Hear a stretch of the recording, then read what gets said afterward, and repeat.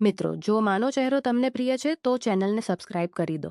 મિત્રો, આ મારી સાથે બનેલી એક સત્ય ઘટના છે, જેને અંત સુધી જરૂર સાંભળજો. મારા નોકરનું રહસ્ય જાણીને તમારા પણ રૂવાણા ઊભા થઈ જશે. મારું નામ મીના છે. હું દેખવામાં ખૂબ જ સુંદર હતી. મારા લગ્ન મહેશ સાથે થોડા વર્ષ પહેલાં થયા હતા. મારા પતિ ખૂબ જ સારા હતા. તેઓ મારી દરેક વાત માનતા હતા. એકવાર મારા પતિ એક 15 વર્ષના છોકરાને ઘરે લઈ આવ્યા. તેમને કહ્યું કે આ છોકરો નિર્ધાર અને અનાથ પણ છે, તે આપને તેને પૈસા પણ નહીં આપવા પડે. મારા પતિ ખૂબ જ વધારે કંજૂસ હતા. તે હંમેશા મફતની શોધમાં રહેતા હતા. તે છોકરો દેખાવમાં ખૂબ જ સુંદર હતો. મેં મારા પતિ પૂછ્યું કે આ છોકરો ક્યાંથી મળી ગયો. તમને તો તેને કહ્યું કે મારા મિત્રના ઘરમાં થોડા મહિના તેને કામ કર્યું છે, પરંતુ હવે તો તે દુબઈ જઈ રહ્યો છે, તેથી તેને આ નોકરને મને આપી દીધું. તેણે કહ્યું કે આ ફક્ત 2 ટાઈમની રોટલી જ ખાયું. મહેશ, આપના ઘરમાં પહેલેથી જ 2 જ રૂમ છે, જેમાંથી એકને મેન ડ્રોઈંગ રૂમ બનાવી રાખ્યો છે અને એક આપણો રૂમ છે, તો આ છોકરો રહેશે ક્યાં? મારા આ સવાલ પર તેમને કહેવા લાગ્યા કે ચિંતા કરવાની કોઈ જરૂર નથી, બસ આંગણામાં એક ખાટલો અને આપી દે છે, આ ઢાળીને ચૂપચાપ સૂઈ જશે. મેં કહ્યું ચલો ઠીક છે. તે છોકરો એકદમ શાંત હતો. જમેન તેને રસોડાના કામમાં લગાવી દીધું. તે ચૂપચાપ ઘણા બધા કામમાં લગાવી દીધું. તે ચૂપચાપ ઘણા બધા કામો કરતો રહ્યો. મેં તેને નાસ્તો બનાવીને આપ્યો તો તે પણ ચૂપચાપ ખામોશીથી ખાઈ લીધો. મેં કહ્યું શું તું બોલતો નથી? તો તેને કહ્યું કે હું તમારી સાથે શું વાત કરી શકું. માલકીન, મેં કહ્યું કે તારા પરિવારમાંથી કોઈ પણ નથી. તો તેને કહ્યું કે મને ખબર નથી. મેં જ્યારે મારી આંખ ખોલી ત્યારે હું એક અનાથ આશ્રમમાં હતો. જ્યારે હું 5 વર્ષનો થયો ત્યારે એક વ્યક્તિ મને અનાથ આશ્રમમાંથી એમ કહીને લઈ ગયો કે તેના ઘરમાં સંતાન નથી અને તેને એક બાળકનો ઉછેર કરવો છે. તે કહેવા લાગ્યો કે હું તેને એક સારી સ્કૂલમાં એડમિશન અપાવી દઈશ અને આ બાળકને સારું શિક્ષણ અપાવીશ. પરંતુ 5 વર્ષની ઉંમરે જ તેને મને ઘરના કામોમાં લગાવી દીધો. નાની મોટી વસ્તુઓ લાવી, વાસણો, ખાવાનું પીરસવું બાકી નહીં આવી. જિંદગી વિતાવવા લાગ્યો હતો. જ્યારે તે વૃદ્ધ માણસનું અવસાન થયું તો તેની પત્નીએ મને ઘરની બહાર કાઢી મૂક્યો. પછી બીજા દિવસથી મેં નોકરનું કામ કરવાનું શરૂ કરી દીધું. પરંતુ જેને પણ રાખ્યો તેને મને માત્ર 2 ટાઈમની રોટલી માટે જ રાખ્યું. એનાથી વધારે કોઈ એક કની આપ્યું નહીં. 2 રોટલીના બદલામાં હું ઘરનું બધું જ કામ કરું છું. આ સાંભળીને મને બહુ દુઃખ થયું હતું. બિચારાની કેવી જિંદગી હતી. મેં તેના માટે માથા પર હાથ ફેલાવીને કહ્યું કે તું ચિંતા ના કર, હું તને થોડા ઘણા વધારે પગાર નથી. તેને કહ્યું કે ના માલકીન, રહેવા દો. તમે મને 2 ટાઈમની રોટલી આપી રહ્યા છો, એ જ મારા માટે પૂરતું છે. મારું ક્યાંક કોઈ કુટુંબ છે જેની મારે ચિંતા કરવાની છે કે તેને મારે પૈસા આપવાના છે. મારા હૃદયમાં એ છોકરા પ્રત્યે સહાનુભૂતિ ઉત્પન્ન થવા લાગી હતી, પણ હું નહોતી જાણતી કે આ સહાનુભૂતિ મને બહુ મોંઘી ઘણા દિવસો સુધી બીજા શહેરમાં રહેવું પડતું હતું કે તેમને ઘણા દિવસો સુધી બીજા શહેરમાં રહેવું પડતું હતું. જે કંપનીમાં તેઓ કામ કરતા હતા તે કંપનીનો બોસ મારા પતિને મહિનામાં એકવાર બીજા શહેરમાં પણ ઓર્ડર આપવા માટે મોકલતો હતો. મારા પતિ જ્યારે પણ બીજા શહેરમાં જતા ત્યારે 3 થી 4 દિવસ પછી જ પાછા આવતા હતા. એ દિવસમાં હું ઘરમાં એકલી જ રહેતી હતી. મારા લગ્નને 6 વર્ષ વીતી ગયા હતા, પરંતુ મને હજુ સુધી કોઈ સંતાન ન હતું. મેં વિચાર્યું કે જો હું કોઈ અનાથ બાળક સાથે સારું વર્તન કરીશ તો માંગ બની શકીશ. મારી આ વાત ઉપરવાળાને પસંદ આવી જાય અને તે મને કોઈ સંતાન આપી દે. હું કદાચ આ જ ભૂલ કરી બેઠી. મારા પતિ થોડા દિવસો સુધી પોતાના કામ માટે બીજા વર્ષનો નોકર હતો. મેં તો પહેલી બહાર તેની નિખાલસતા જોઈ હતી. હું રસોડામાં લોટ બાંધી રહી હતી. હું રસોડામાં દુપટ્ટા વગર જ કામ કરતી હતી, પરંતુ હું નહોતી જાણતી કે 15 વર્ષના છોકરાની આંખોમાં આવી નિખાલસતા હોઈ શકે છે. હું દુપટ્ટા વગર લોટ બાંધતી હાને તે સિંક પાસે ઊભો રહી હતી કે તે સિંકમાં પડેલા વાસણો ધોવાના બહાને તે સિંક પાસે ઊભો રહી ગયો. હું પણ સિંકની એકદમ બાજુમાં જ પોતાના વિચારોમાં ખોવાયેલી હતી. તે સમયે અચાનક મને મારા અસ્તિત્વ પર કોઈની નજર પડી રહી હોય તેવું મહેસૂસ થયું. કે જાણે કોઈની તીક્ષ્ણ નજર મારા અસ્તિત્વને કરવતની જેમ કાપી રહી છે. મેં ઝડપથી પાછળ ફરીને જોયું તો તે 15 વર્ષનો નોકર મારી સામે જોઈ રહ્યો હતો. તે ક્યારેક મારા ચહેરા તરફ જોતો તો ક્યારેક મારા શરીર તરફ. તે આ જ રીતે ત્રાસી નજરે વાસણો ધોવા લાગ્યો. પહેલાં તો હું ગભરાઈ ગઈ હતી. તરત જમીન રસોડાના દરવાજા પર લટકાવેલો પોતાનો દુપટ્ટો લીધો અને પોતાની ઉપર નાખી દીધો. મેં લોટ લગભગ બાંધી દીધો હતો. મેં તેને એક ડબ્બામાં નાખી દીધો અને ફ્રીજમાં મૂકી દીધો. રસોડામાંથી નીકળીને પોતાના રૂમમાં આવી ગઈ. હું મારા પલંગ પર બેસીને એ વિચારવા લાગી કે આખરે 15 વર્ષના છોકરો મારી સામે આમ કેમ જોઈ રહ્યો હતો. પરંતુ પછી મેં વિચાર્યું કે કદાચ આ મારો કેમ જોઈ રહ્યો હતો. પરંતુ પછી મેં તે આટલો સારો છોકરો મારી સામે શા માટે ખરાબ નજરે જોવે ઈશ્વરે સ્ત્રીના સ્વભાવમાં એવી વાત સામેલ રાખી છે કે તે તેના તરફ પડેલી દરેક ખરાબ નજરને મહેસૂસ કરી શકે છે.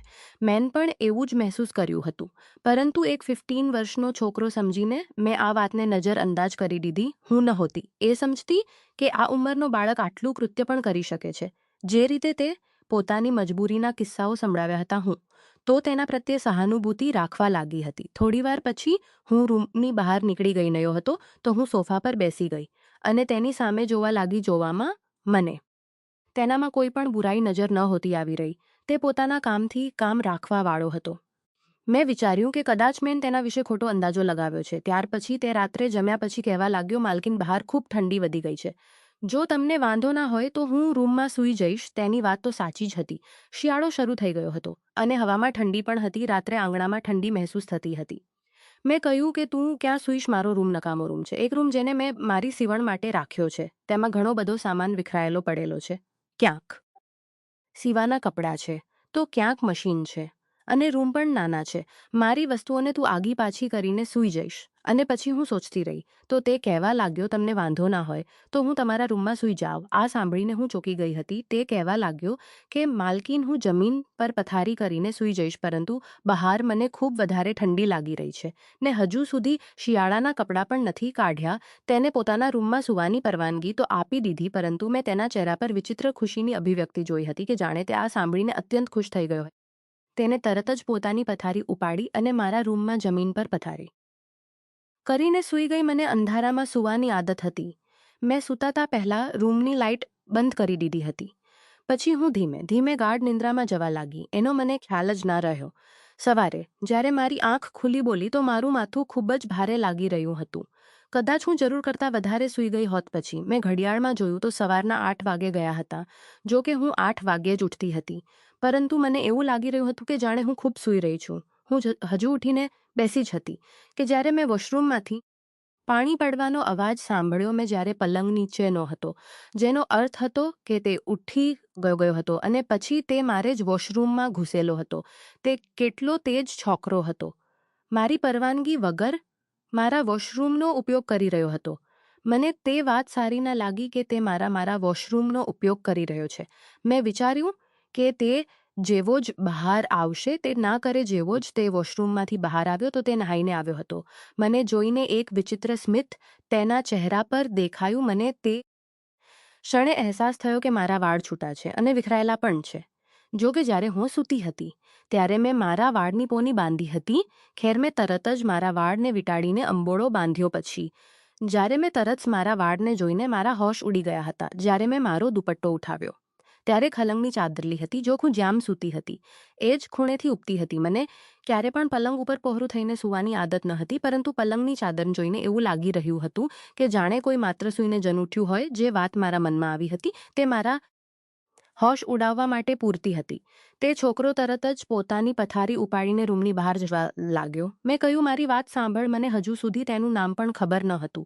તેને કહ્યું, કેજી માલકી. મેં કહ્યું, રાત્રે તું ક્યાં સૂતો હતો? તો મારા આ પ્રશ્ન પર તેના ચહેરાનો રંગ ઉડી ગયો.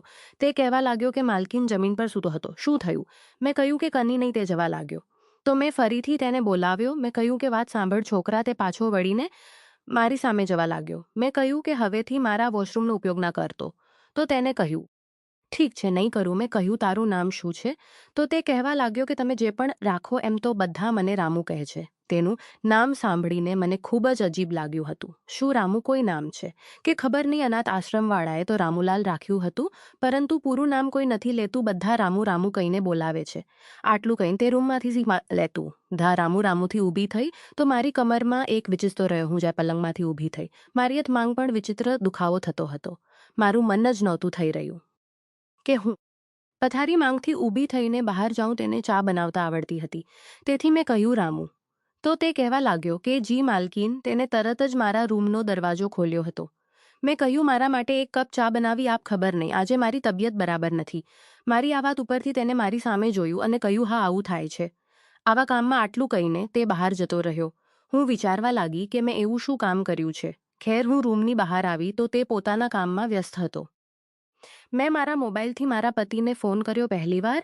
મારું હૃદય પોતાના પતિના જવાથી ખૂબ જ અજીબ અનુભવી રહ્યું હતું. મેં કહ્યું, મહેશ, તમે ક્યારે પાછા આવશો? તો તે કહેવાને સમય જ કેટલો થયો છે. તને ખબર છે, જ્યારે હું બીજા શહેરમાં જાઉં ત્યારે મને 3 થી 4 દિવસ તો લાગે જ છે. પહેલાં તો તે ક્યારે આવો સવાલ નથી કર્યો. તેમની વાત સાચી હતી. પરંતુ પથ ખબર નહીં, આ વખતે મને કંઈક વિચિત્ર લાગી રહ્યું હતું. તને હું રાત્રે ફોન કરીશ, મેં કહ્યું. ઠીક છે. તો તેમને કહ્યું કે તે છોકરો બરાબર કામ કરી રહ્યો છે ને? તો મેં કહ્યું કે હા, તે બરાબર કામ કરી રહ્યો છે. મારો અવાજ સાંભળીને તેમને કહ્યું, મીના, તારી તબિયત તો ઠીક છે ને? મને તું બરાબર નથી લાગી રહી. શું થયું છે? અમે બંને એકબીજાના અવાજ પરથી જયજા જાણી જતા હતા કે સામે ઊંડો શ્વાસ લીધો અને પોતાના પતિને કહ્યું, કંગી નહીં, બસ ગઈકાલથી મારી તબિયત થોડી ભારે ભારે લાગી રહી છે. મારું શરીર થાક અનુભવી રહ્યું છે. સામે ઊભો રહીને મારો નોકર મને આંખો ફાડીને જોઈ રહ્યો હતો. તેની નજરમાં એક વિચિત્ર ચમક હતી. જે પોતાના શરીર ઉપર પડતી હોય તેવું મહેસૂસ થઈ રહ્યું હતું. ખેરાપતિ અને પતિ વચ્ચેની અંગત બાબત હતી. તેથી હું ત્યાંથી ઊભી થઈને, પોતાના મીટિંગ મહત્વની હતી તેથી થોડા સમય બાદ ફોન મૂકી દીધો. હું એકવાર ફરી ઉદાસ થઈને બેસી ગઈ. એટલા માંગજા દરવાજો સહેજ ચિરાહટ કરીને ખોલ્યો. દરવાજા પર નોકર જ ઊભો હતો. મારી સામે જોઈને કહેવા લાગ્યો કે શું થયું માલકીન, તમને કોઈ જોઈએ છે? મેં આંખો બંધ રાખીને જ તેની સામે નામા માથું હલાવ્યું. મેં કહ્યું, ના, બસ હું થોડો સમય આરામ કરવા માંગુ છું. મેં આંખો બંધ કરીને મહેસૂસ કર્યું હતું કે જાણે તે દરવાજા પાસે જ ઊભો રહીને મારી સામે ધ્યાનથી જોઈ રહ્યો છે. બીજી જ ક્ષણે મેં આંખો ખોલીને જોયું તો તેણે તરત જ નર્વસ થઈને પોતાનો ચહેરો ગંભીર કરી દીધો હતો. તે કહેવા લાગ્યો, મને તમારી તબિયત બરાબર નથી લાગતી તો હું તમારા માથાની માલિશ કરું છું. પરંતુ મેં તેને ના પાડી દીધી. મેં એટલું જ કર્યું કે મારા માટે બસ એક કપ કડક ચા બનાવીને લઈ આવ. કદાચ મારામાં પાડી દીધી. મેં એટલું જ કર્યું કે મારા માટે બસ એક કડક ચા બનાવીને લયો. ચા પીવામાં મને ખૂબ કડવી લાગી ગયો. ચા પીવામાં મને ખૂબ કડવી લાગી રહી હતી. તેને ચાપત્તી થોડી વધારે પડતી નાખી દીધી હતી. ખેર, હું ચા પિતાની સાથે સાથે જ હળવાશ અનુભવવા લાગી. તેથી હું ખૂબ જ ઝડપથી ગાઢ નિંદ્રામાં સૂઈ ગઈ હતી. મને એ વાતની કોઈ પરવા ન હતી કે ઘર આજ ખુલ્લું પડેલું છે, કોઈ આવી ગયું તો. કારણ કે મને આ નોકર પર પૂરો વિશ્વાસ હતો. એમ પણ તેણે મારી હાજરીમાં આખા ઘરને ખૂબ જ સારી રીતે સંભાળી લીધું હતું. હું તે વખતે સૂતી હતી ત્યારે રાતના 9 વાગી રહ્યા હતા. જાણે ત્યારે રૂમ હળવા પ્રકાશમાં ડૂબેલો હતો. હું જ્યારે ઉઠી ત્યારે ઘડિયાળમાં સમય જોઈને ચોંકી ગઈ હતી. દુઃખને કારણે તમારી હાલત એમ ખરાબ થઈ રહી હતી. એક કપ ચા સિવાય પીધું જશું હતું. હું ઊભી થઈને બહાર આવી તો નોકર મને જોઈને તરત જ મારી તરફ આવ્યો. તે કહેવા લાગ્યો કે માલકીન, તમારી તબિયત સારી થઈ હોય તો તમારા માટે ખાવાનું લાવું. તે તો જાણે મારી રાહ જોઈ રહ્યો હતો. કહેવા લાગી કે તેમ મને જગાડી કેમ નહીં, કેવી રીતે સૂઈ રહી. મારી આ વાત ઉપર તે હળવું હસ્યો અને મને ધ્યાનથી જોયા પછી કહેવા લાગ્યો, તમે સૂતેલા એટલા સારા લાગી રહ્યા હતા કે તમને જગાડવા મને યોગ્ય ના લાગ્યું. તેની વાત સાંભળીને મેં ચોંકીને તેની સામે જોયું અને મેં કહ્યું, શું મતલબ છે તારો? તો તે કહેવા લાગ્યો, અરે માલકીન, તમે એટલા આનંદથી અને શાંતિથી સૂઈ રહ્યા હતા. માત્ર હું એક નોકર છું. હું કોણ છું? તમારી ઊંઘમાં ખલેલ પહોંચાડનાર. એમ પણ ઘરના તમામ કામ તો મેં પહેલેથી જ પૂરા કરી દીધા હતા અને કામ જાણે કેટલા હતા જે તમારા ઉઠ્યા પછી કરવાના હતા. તે મેં વિચાર્યું કે તમે સૂઈ રહ્યા છો. તેથી મેં વિચાર્યું કે તમે સૂઈ રહ્યા છો તો હું તમારા માટે ખાવાનું બનાવી દઉં. તેના હાથમાં જાદુ હતું. તેને બનાવેલું ખાવાનું ખૂબ જ ખાવાનું ખાધું. તે પણ દૂર ઊભો રહીને મને જોઈ રહ્યો હતો. પરંતુ મેં તેને પણ સામે ખુરશી પર બેસવાનું કહ્યું. તે જ સમયે ફરીથી મારા પતિનો પણ ફોન આવી ગયો અને હું રૂમમાં વાત કરવા લાગી. 2 કલાકથી સતત હું મારા પતિ સાથે વાત કરી રહી હતો. મારો નોકર રૂમની બહાર જ હાજર હતો. જ્યારે 2 કલાક વીતી ગયા તો અચાનક દરવાજો ખટખડવા લાગ્યો. જ્યારે મેં જઈને જોયું તો બોલ્યો, હજુ ક્યાંક સુધી પોતાના પતિ સાથે વાત કરશો માલકીન? મને ઊંઘ આવી રહી છે. તે એટલા મોટા અવાજમાં બોલી રહ્યો હતો કે અવાજ ચોક્કસ મારા પતિએ પણ સાંભળી લીધું હતું. અચાનક બાજુમાં ખામોશી છવાઈ ગઈ હતી. મારા પતિ આશ્ચર્ય સાથે કહેવા લાગ્યા, નોકર ક્યાં સુવાની વાત કરી રહ્યો છે? અરે, હું શું જવાબ આપતી તરત જ કહેવા લાગી કે ખબર નહીં, બહાર ઠંડી હોય છે ને છેલ્લા 2 થી 3 દિવસથી ઠંડી પણ ઘણી વધી ગઈ છે. તેથી હવે નોકર ઘરની અંદર જ સૂવે છે. કાલે રાત્રે પણ મારા પતિ થોડીવાર રૂમમાં જ પથારી કરીને સૂતો હતો. આ વાત ઉપર મારા પતિ થોડીવાર ખામોશ રહ્યા પછી કહેવા લાગ્યા, તેને વધારે પડતું માથે ચડાવવાની જરૂર નથી. બહાર આંગણામાં જ સૂવાનું કહી દે. અત્યારે એકલી પણ કેટલી ઠંડી નથી, નહીંતર ઘરનો બીજો રૂમ ખાલી કરી દે. ત્યાં જ એક ખૂણામાં તેની પથારી કરી દે, ત્યાં સૂઈ જશે. હું મારા પતિની વાત સારી રીતે સમજી ગઈ હતી. તેથી મારા પતિ સાથે વાત કર્યા પછી હું બહાર આવી અને તેને સ્પષ્ટમાં પોતાની પથારી કરીને સૂઈ જાઉં, તને મારા ખૂણામાં રાખી શકું, હું ડિસ્ટર્બ થાઉં છું. હું મારી આ વાત સાંભળીને તેને ઊંડો શ્વાસ લઈને મારી સામે જોયું પછી કહેવા લાગ્યો, ઠીક છે, હું તો તમને પોતાના માલકીન માનું છું, પણ તમને તો મારા મોટા આંસુ આવવા લાગ્યા આ જોઈને. તેણીની આંખમાં મોટા ભવવા લાગી, આ આટલો માસૂમ છોકરો, અરે હું આના પર સંક્રમણ કેવી રીતે કરી શકું? તેમ છતાં મારા પતિનો આદેશ હતો અને તેની ગેરહાજરીમાં તેનું પાલન કરવું મારા માટે ફરજિયાત હતું. મેં કહ્યું કે એવી કોઈ વાત નથી, તું અહીંયા ઓસરી માંગ જ સૂઈ જા અને હા સવારે ઉઠીને નાસ્તો બનાવવાની જરૂર નથી, હું પોતે બનાવી લઈશ. હું આટલું કહીને ને પોતાના રૂમમાં જતી રહી. નવાઈની વાત તો એ હતી કે આટલું ઊંઘ્યા પછી પણ જ્યારે હું મારા પલંગ પર લાઇટ ઓન કરીને એક વાર્તાની પુસ્તક વાંચવા માટે બેઠી તો એકવાર ફરી ઊંઘ મને પોતાની ખેંચવા લાગી. હું ત્યાં બેઠા બેઠા જ સૂઈ ગઈ હતી. રાતનો તો જાણે કયો પોર હતો. જ્યારે મારી આંખ ખુલી હતી, હું તો એવું જ સમજી રહી હતી કે મારા પતિ મારી પાસે હાજર છે, પરંતુ જ્યારે મેં આંખો ખોલીને દ્રશ્ય જોયું તો મારા હોશ ઉડી ગયા હતા. બીજી જ ક્ષણે મારો હોશ ઠેકાણે આવી ગયો હતો અને જે દ્રશ્ય મેં જોયું તે જોઈને હું આશ્ચર્યચકિત થઈ ગઈ હતી. કારણ કે નોકરેલા પગલા સાથે આશ્ચર્યચકિત થઈ ગઈ હતી કારણ કે નોકર દબાયેલા પગલા સાથે મારા રૂમમાંથી બહાર જઈ રહ્યો હતો. મને જતને ઉઠાવીને મારા રૂમમાંથી બહાર જઈ રહ્યો હતો. તો જે હું સમજી તેનાથી મારા રૂવાણા ઊભા થઈ ગયા હતા. આખરે આ બધું શું હતું? મને તો ક્ષણભરમાં એ નોકરની ડર લાગવા લાગ્યો હતો. મારું શરીર એકવાર ફરી પીડાથી તૂટી રહ્યું હતું. હું જ બિલકુલ સારું ન હતું. હું તરત જ મહેસૂસ કરી રહી હતી તે બિલકુલ સારું ન હતું. એક ભાઈની લહેર મારા શરીર પર હાવી થઈ ગઈ હતી. તે સ્પષ્ટ હતું કે 15 વર્ષના નોકરે મારી સાથે ખરાબ કામ કર્યું છે. મેં મારા રૂમને અંદરથી ઊંઘ ના આવી. 15 વર્ષનો નોકર આ બધું કેવી રીતે કરી શકે? એને હું કેવી રીતે આ બધું થવા દઉં? મને ભાન કેમ ના આવ્યું? એ વિચારીને હું પાગલ થઈ રહી હતી. બીજા દિવસે સવાર પડી ત્યારે તે નોકર હજુ પણ ઓસરીમાં સૂઈ રહ્યો હતો. જ્યારે હું રૂમમાંથી બહાર નીકળી ત્યારે તે મને વિચિત્ર નજરે ધ્યાનથી જોવા લાગ્યો. હું વગર સબૂતે તેના પર આરોપ પણ લગાવવા નહોતી માંગતી, પરંતુ હું તેને સંપૂર્ણપણે નજરઅંદાજ કરીને પોતાના ઘરના તમામ કામ જાતે જ કરવા લાગી હતી. તે દરમિયાન મેં નોંધ્યું હતું કે તે છોકરો ઉંમરમાં જનાનો છે, જ્યારે અનુભવ અને નજરોથી તો કોઈ ભૂખ્યો ભેડિયો જ લાગી રહ્યું હતું. આજે જ્યારે હું પોતાના રૂમમાં સૂવા માટે ગઈ તો મેં તે છોકરાને પોતાના રૂમમાં પ્રવેશવા પણ નહોતો દીધો. કદાચ તે મને કોઈ બેહોશીની દવા આપી રહ્યો હતો, જેના કારણે મને હોશ ન હતો રહે. તો તે દિવસે હું સંપૂર્ણપણે સાવધાન હતો. થોડીવાર પછી નોકર રૂમમાં આવ્યો અને મને જોઈને કહેવા લાગ્યો કે માલકીન, લાવો તમારું એર ફ્રેશનર આપો. હું તેને રૂમમાં છાંટી દીધી અને કહ્યું કે હું પોતે ચારીને મેં તેને ના પાડીશ, તું રહેવા દે. તે કનિક વિચારીને ત્યાંથી ચાલ્યો ગયો હતો.